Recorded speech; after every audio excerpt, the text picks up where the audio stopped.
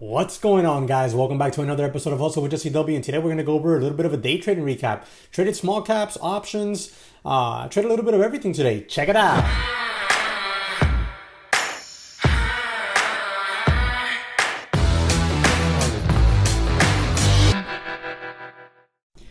Hey guys, before I forget, make sure to check out our new Facebook group. There's going to be a link in the description section and as well as the comment section below. I'll put a link. All right, guys, so we're going to go ahead and jump into this day here. I got about 3 trades for you. I have a small cap in ASTC.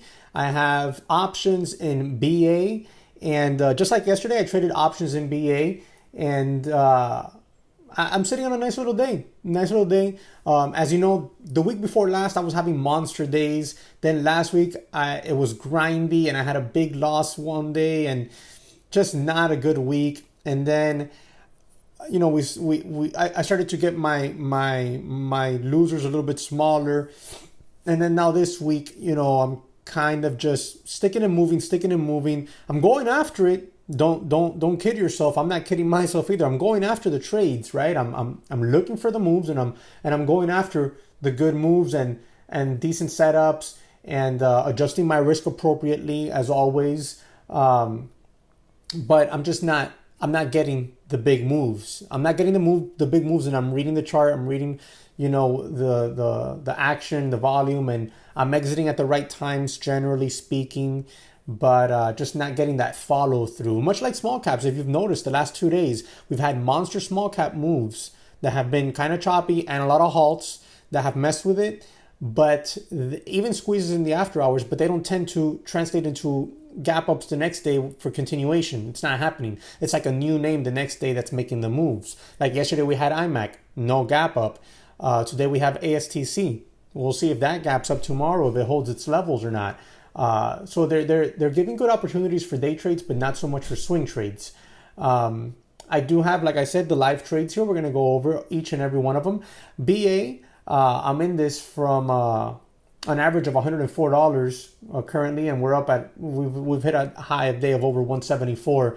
This is a 5-10 year hold that I have, and I was really looking forward to adding more. I have, I'd say like 90% of the desired position.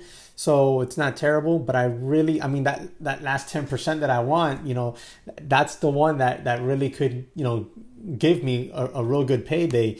Nonetheless, it's going to be a nice payday when this thing is up at $300-400 in the next, you know, 3, 4, 5 years.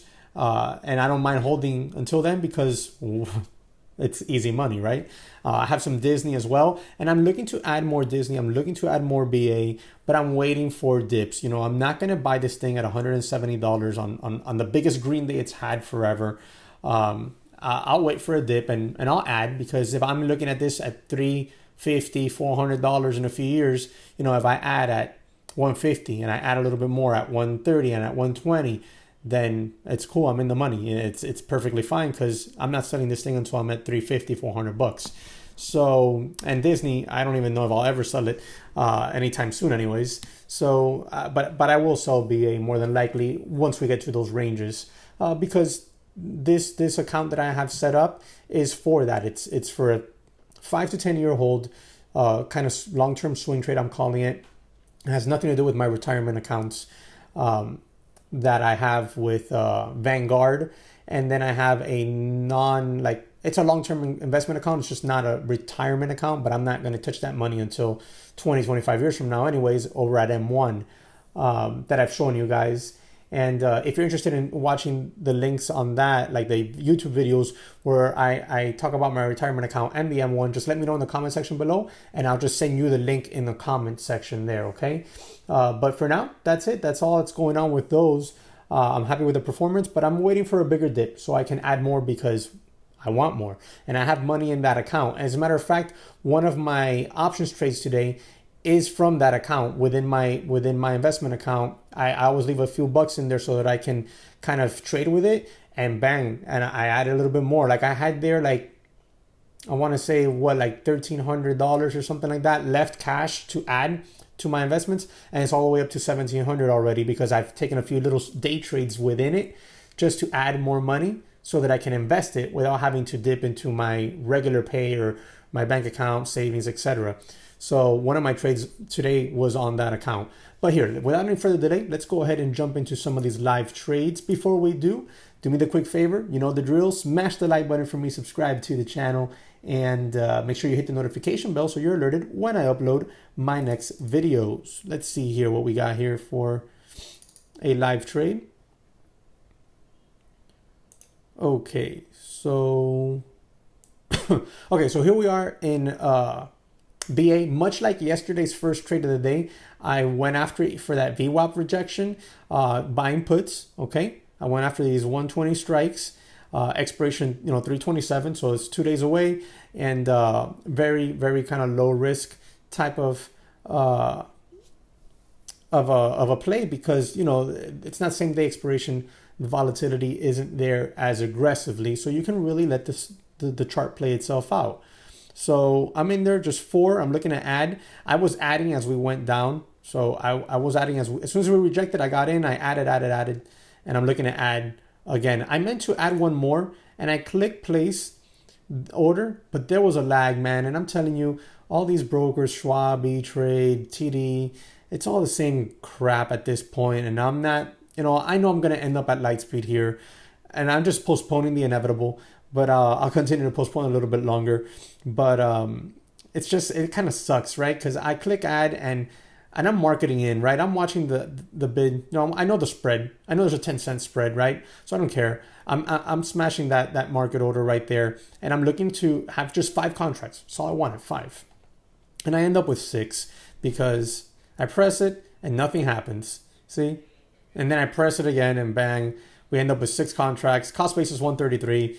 So I'm well in there, but we just broke underneath the low of day. So I was really thinking we were going to get a quick flush to like 144. It's perfectly plausible. It can happen. I've seen it happen, right?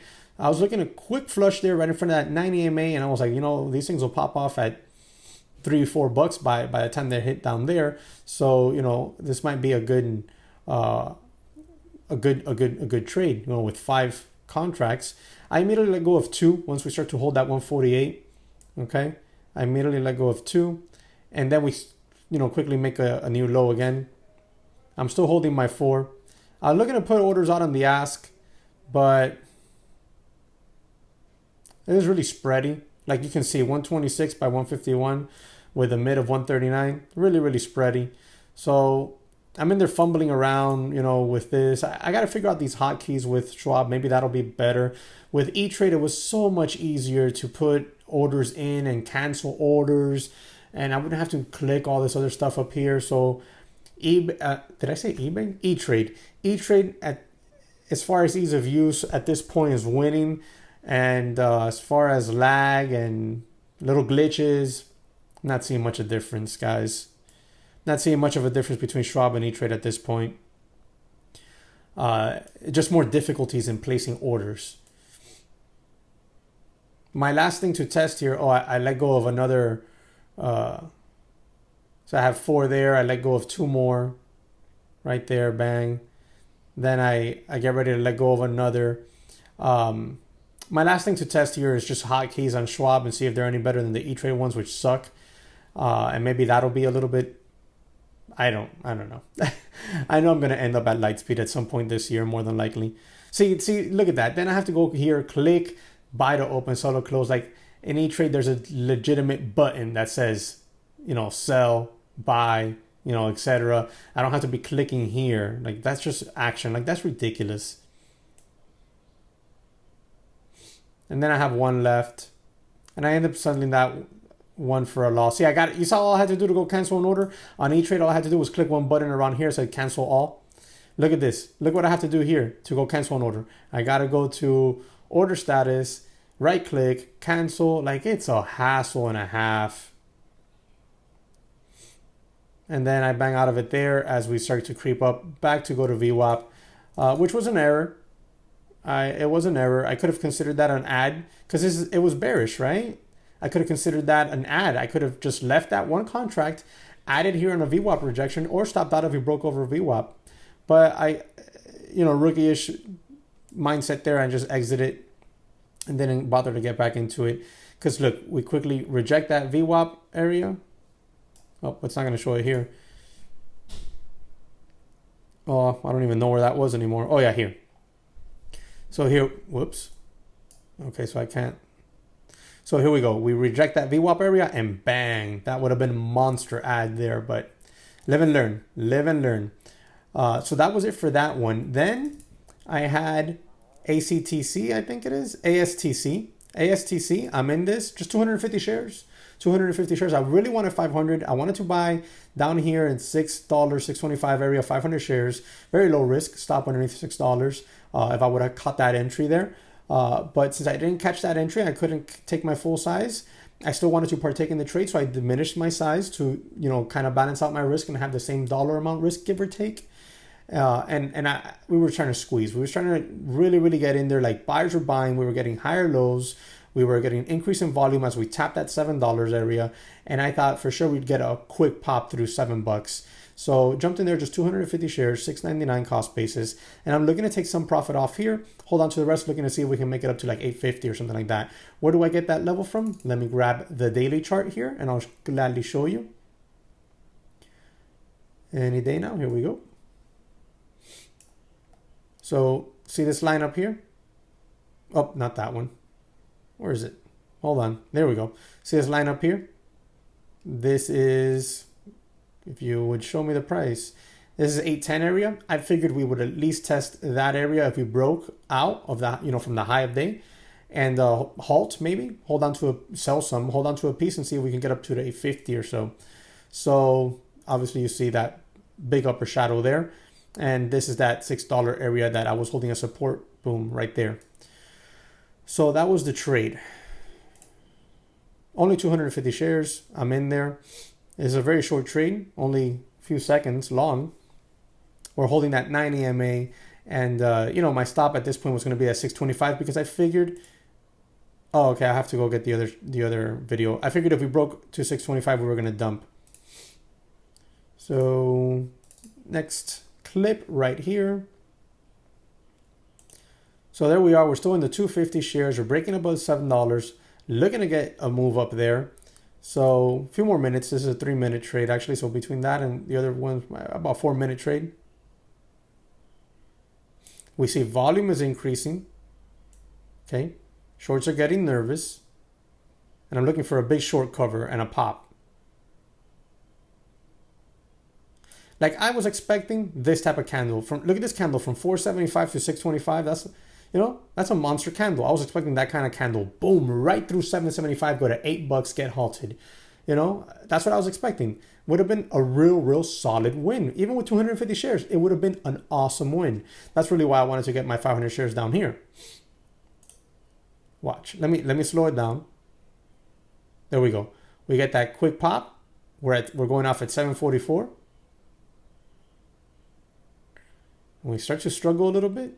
Then we go, boom. Look at that, 769.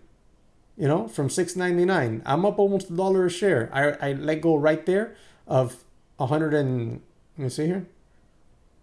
100 shares. Yeah, 250.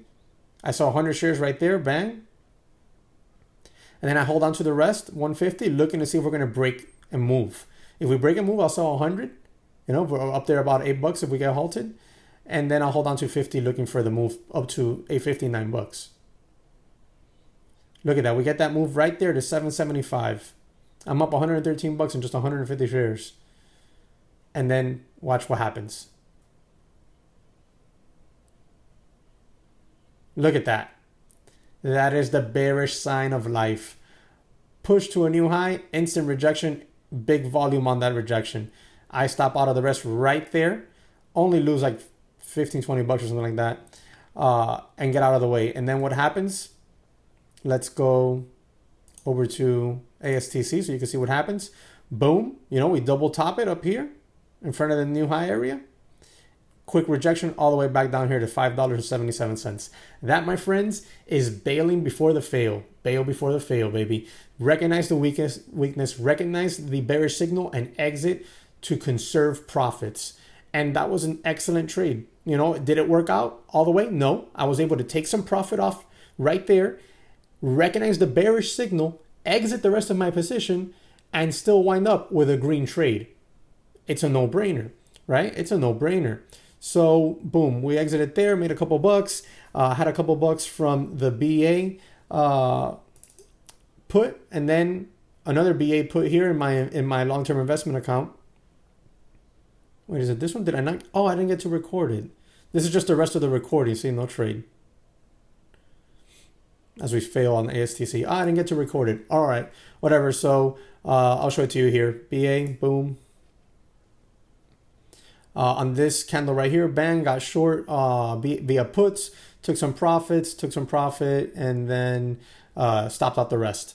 That was it, and made another like 80 something bucks there. So all in all, in the day, I'm up like 170 something dollars in the day. Nothing, no home run day, but hey, it's a base hit, and I'll take it. I will definitely take it. No SPY trades for me, no futures trades for me today. Overall market, very choppy. Waiting for clear cut directions that I can actually partake in that are easy. I don't want to chop around. I don't want none of that. So I'll be trading these small caps and options for the foreseeable future until I see some easy trades in futures. Oh, future again.